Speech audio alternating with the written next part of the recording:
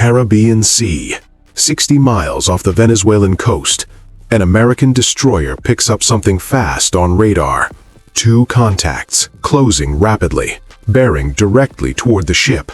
Speed, over 500 knots. Venezuelan fighter jets, Su-30 Flankers, armed and aggressive, and they're not responding to radio calls. The captain has seconds to decide. Are they just posturing, or is this about to become an international incident? The jets drop lower, 500 feet above the water, heading straight for the ship like missiles with pilots. Weapons systems are tracking them. The ship's defensive systems are spinning up. This is not a drill. What happens when Venezuela decides to challenge the United States Navy? You're about to find out. This is the story of a confrontation that brought two nations to the edge, and the sailors who held the line. Flankers inbound, weapons hot, a single mistake away from war. The Caribbean Sea, America's backyard, but lately it's become a very contested neighborhood. Venezuela sits at the southern edge, oil-rich, politically volatile, and increasingly hostile to the United States. Under President Nicolas Maduro, Venezuela has aligned itself with America's adversaries, Russia, China, Iran. Military cooperation agreements, weapons purchases, joint exercises. The message is clear. Venezuela is not backing down.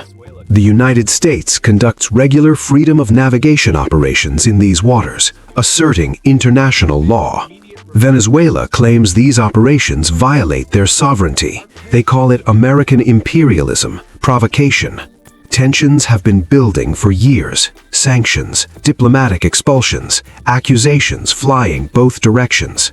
The Venezuelan military, despite economic collapse, maintains surprisingly capable assets, especially in the air.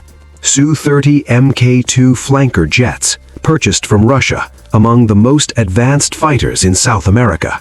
They've been used before to intercept American aircraft near Venezuelan airspace, but approaching a warship, that's different. That's not posturing, that's provocation. And in early 2025, Venezuela decided to test just how far they could push. The ship at the center of this incident was the USS Rafael Peralta, an Arleigh Burke-class guided missile destroyer. Named after a Marine Corps hero, this ship carries enough firepower to take on almost any threat.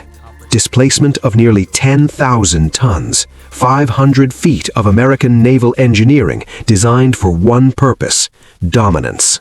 The SPY-1D radar system, it can track over 100 targets simultaneously: air, surface, subsurface, nothing hides. 96 vertical launch cells, each one capable of holding Tomahawk cruise missiles, Standard missiles, or anti-submarine rockets.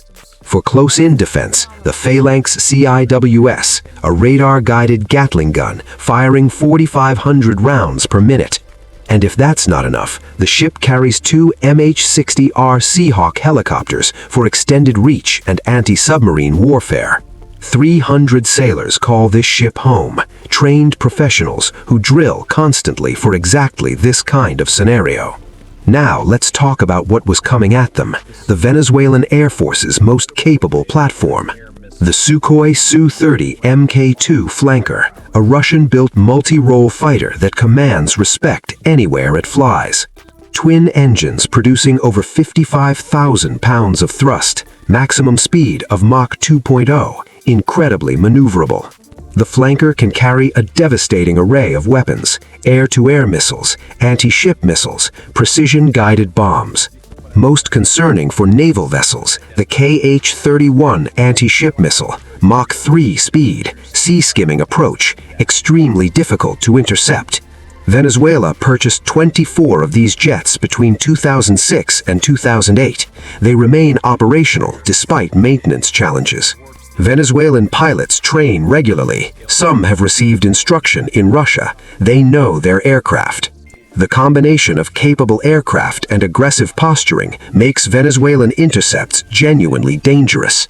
Previous encounters have included close passes, radar locks, and unprofessional maneuvers near American assets.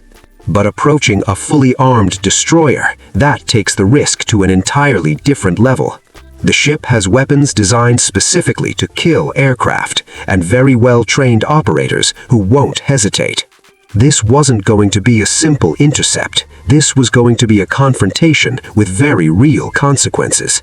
The stage was set. An American Navy destroyer in international waters, Venezuelan fighters itching for confrontation.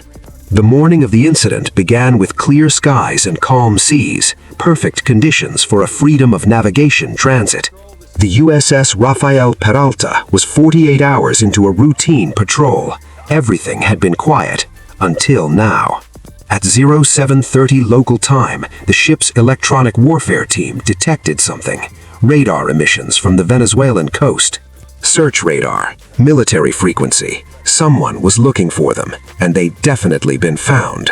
The captain was notified immediately. Commander Sarah Mitchell, 15 years of naval service, cool under pressure.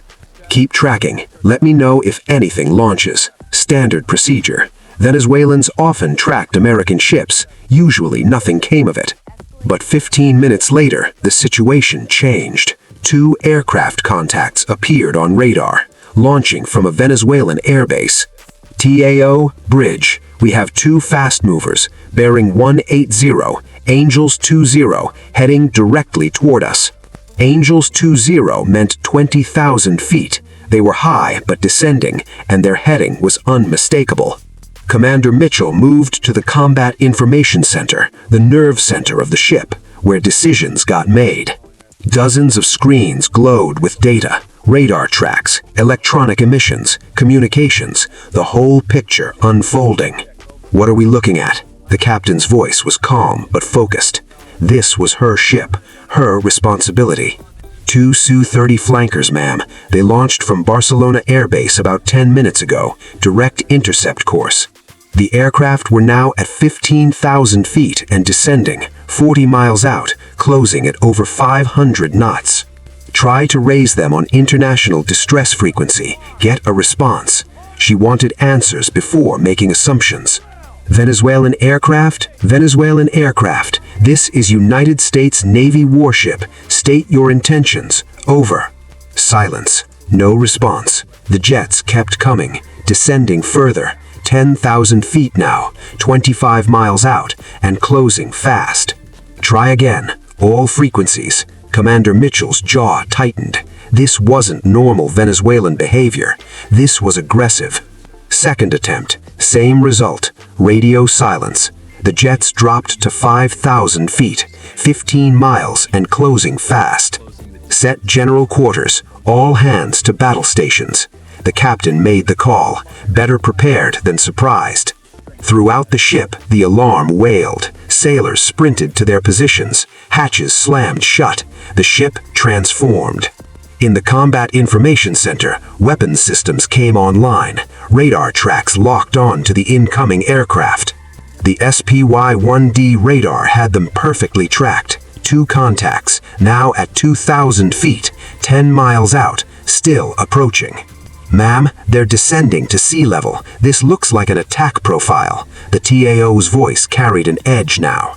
Attack profile. Those words changed everything. Low and fast was how you approach to launch anti-ship missiles. Weapons, tight. Track, but do not engage. I need positive hostile intent before we fire. The captain was walking a razor's edge. The aircraft were now at 500 feet, 5 miles out, flying directly at the ship like guided missiles. The first visual contact came from the port lookout. Aircraft, port beam, low and fast. 2 gray shapes screaming across the water, flankers in full afterburner, growing larger by the second.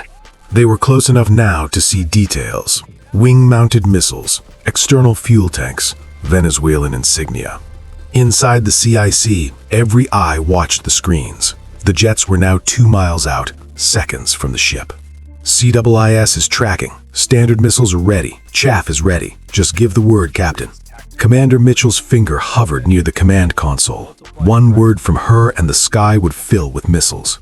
But firing first at Venezuelan aircraft in peacetime, that could start a war. She needed them to make the first move. The first flanker roared past the ship, 300 feet off the starboard side, close enough to rattle windows. The roar of the engines shook the entire vessel. Sailors on deck instinctively ducked. That was way too close. The second flanker followed, even closer, 200 feet, deliberately provocative, testing American nerve. They're coming around again, both aircraft turning for another pass. The TAO tracked them on radar. Round 2. The jets split. One high, one low. Classic attack formation, designed to overwhelm defenses. Captain, the low aircraft just activated its targeting radar. He's painting us. This could be a weapons lock. Targeting radar. That crossed the line. Painting a warship with fire control radar was universally considered hostile intent. Deploy Chaff. Get that targeting solution off us. Commander Mitchell's order was instant. Defense first. Chaff rockets fired from the ship's sides. Clouds of metallic strips exploded into the air. Radar confusion. The targeting radar wavered, lost lock momentarily, but the Venezuelan pilot wasn't giving up easily. He's reacquiring, lock restored. The jet was still coming, still aggressive, still painting the ship. CIIS to auto. If he launches anything, I want it killed before it reaches us. The captain armed the last line of defense. The low flanker screamed in, 300 feet off the water. Targeting radar still active, missiles still armed. On the bridge, Commander Mitchell made a decision. If he launched, they would respond with everything, no hesitation. All stations report weapons free on my command. If a missile comes off those rails, we are taking them both down. 1,000 yards. The flanker was close enough to see cockpit details, close enough to see the pilot's helmet. The world held its breath. Every sailor on that ship watching, every weapon trained, waiting for a flash from the aircraft. And then, nothing. The targeting radar switched off. The Venezuelan pulled up hard, breaking away at the last moment. The second flanker followed, both aircraft climbing away, heading back toward Venezuelan airspace. The confrontation was over. Commander Mitchell exhaled slowly. Her ship was intact. Her crew was safe. No shots had been fired.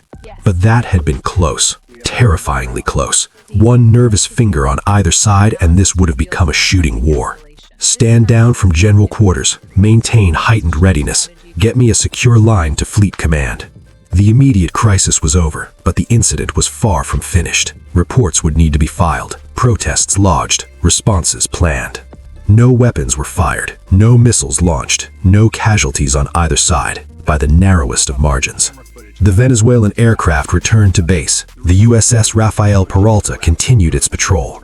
On the surface, nothing had changed, but below the surface, everything had changed. The Venezuelans had just crossed a major red line, and they knew it. Painting a U.S. Navy warship with targeting radar in international waters, that was an act of aggression, documented and recorded.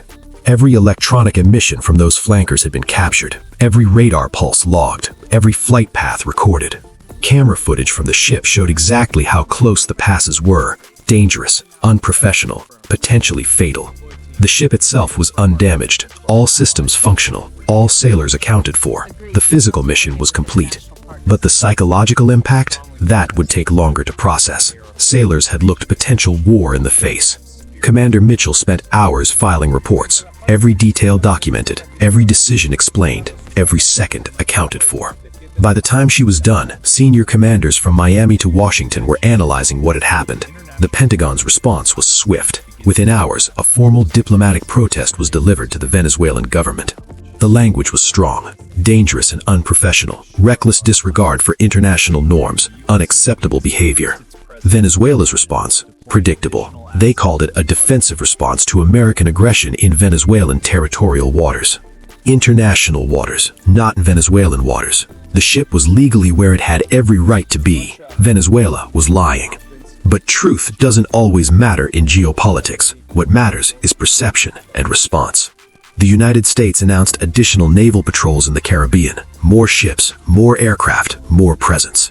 The message was clear. You want to test us? Fine. We'll test you right back, with more steel and more firepower. Venezuela responded by announcing joint exercises with Russian naval vessels. The confrontation was escalating beyond the incident. Russia was happy to support a thorn in America's side. China expressed concern over American militarization of the Caribbean. The incident had become more than a near miss at sea. It had become a symbol, a proxy for larger confrontations.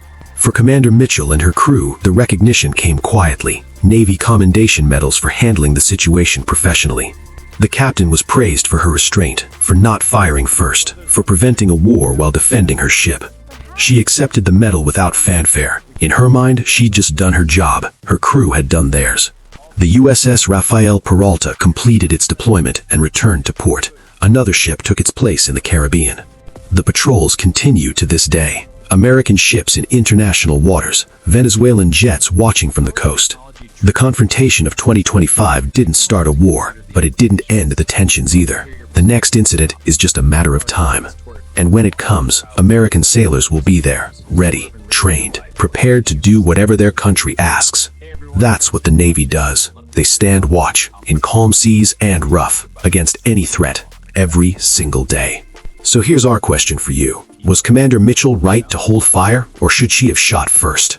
Venezuelan jets painting your ship with targeting radar, seconds from potential missile launch. What would you do? Drop your answer in the comments below. We read every single response and reply to the best discussions. If this story had you on the edge of your seat, smash that like button. It really helps the channel grow. Subscribe and hit the notification bell for more military documentaries. New content drops every week. Venezuela moved fast on a US Navy ship. They thought they could push. They learned America doesn't back down. The next confrontation is coming. When it does, we'll be here to break it down. Thanks for watching. Stay informed, stay vigilant, and we'll see you in the next one.